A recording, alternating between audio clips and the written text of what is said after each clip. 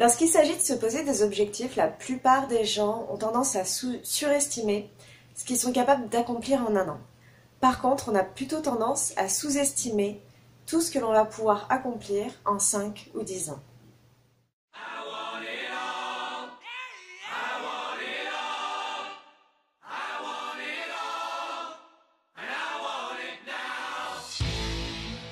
On est plutôt dans la société de la rapidité et on a tendance, pour beaucoup, à vouloir tout de suite, ou en tout cas à avoir des résultats extrêmement rapidement. Et d'ailleurs, c'est ce que nous promettent toutes les publicités, en fait. Tout ce qui est autour du marketing nous promet santé, bonheur et épanouissement tout de suite, en fait, d'un simple clic la plupart du temps.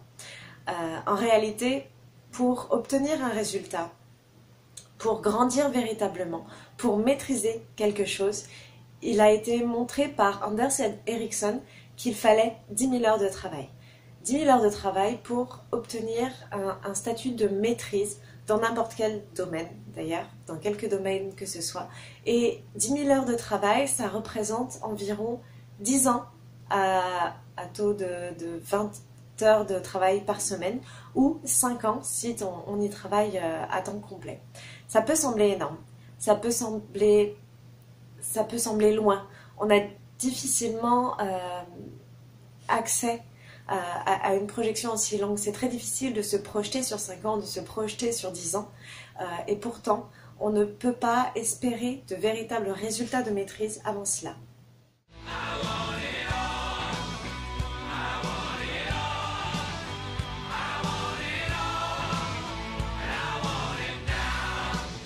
Le plus gros problème aujourd'hui, je crois, c'est que nous sommes beaucoup trop concentrés sur les résultats et pas assez tout simplement sur le processus.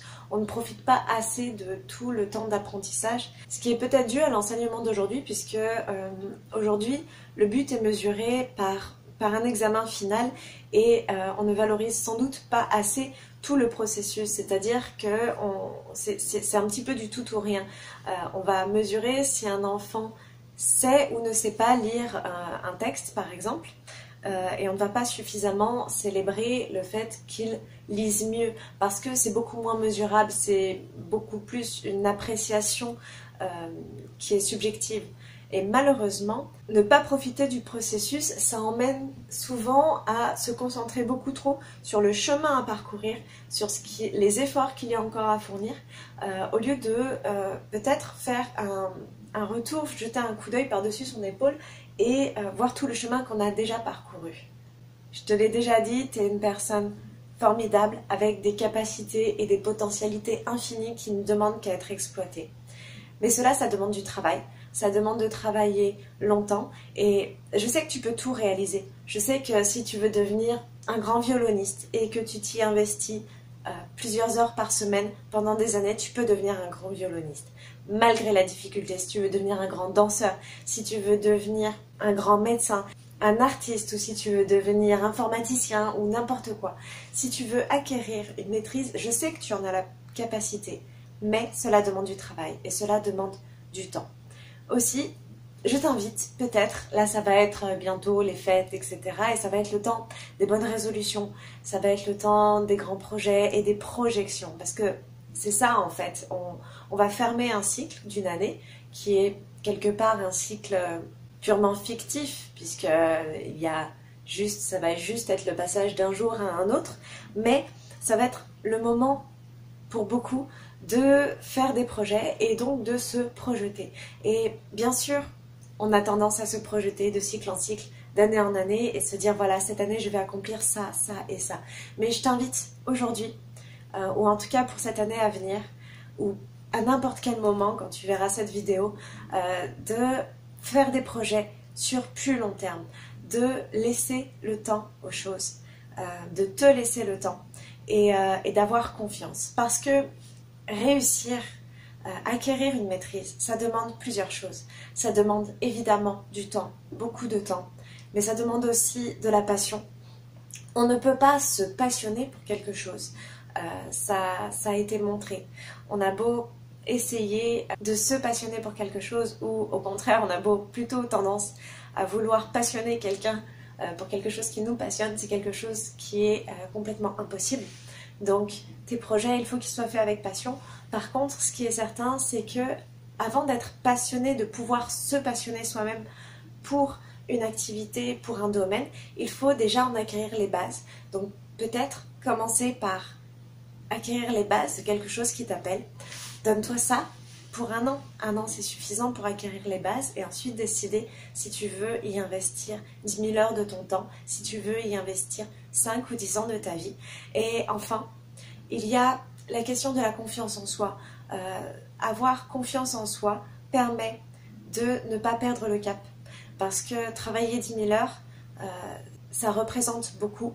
Et lorsqu'on parle de 10 000 heures, c'est 10 000 heures de vrai travail, de travail effectif. Et si l'on n'est pas passionné, il est, je pense, impossible d'investir autant de temps de sa vie.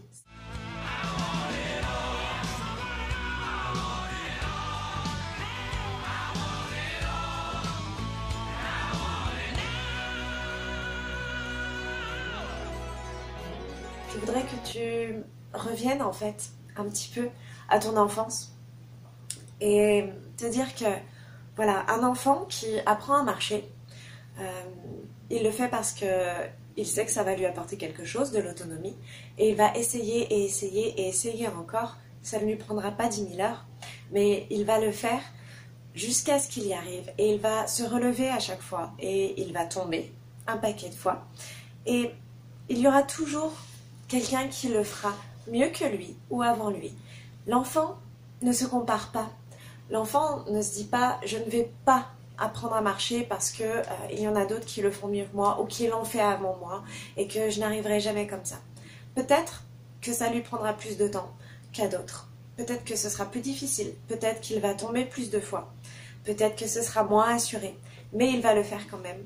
Et on a toujours tendance à se comparer. Je pense que c'est naturel de se comparer. On voit des personnes qui nous inspirent et qui font de grandes choses. Et on aspire à faire de grandes choses aussi, c'est naturel. Et parfois, on se sent tout petit ou on se dit qu'on n'arrivera jamais au même niveau ou que ça nous prendrait trop de temps ou qu'il y a une trop grande différence ou que telle personne a accompli ça très très jeune, mais sans doute a-t-elle commencé aussi beaucoup plus jeune. Et voilà, il n'y a pas lieu de se comparer, il n'y a pas lieu de se dévaloriser parce qu'on n'a pas accompli les mêmes choses dans les mêmes temps ou au même âge. Parce qu'il n'y a jamais personne qui sera plus toi que toi-même et que tu es une personne unique et exceptionnelle et que je sais que tu peux et que tu vas faire de grandes choses.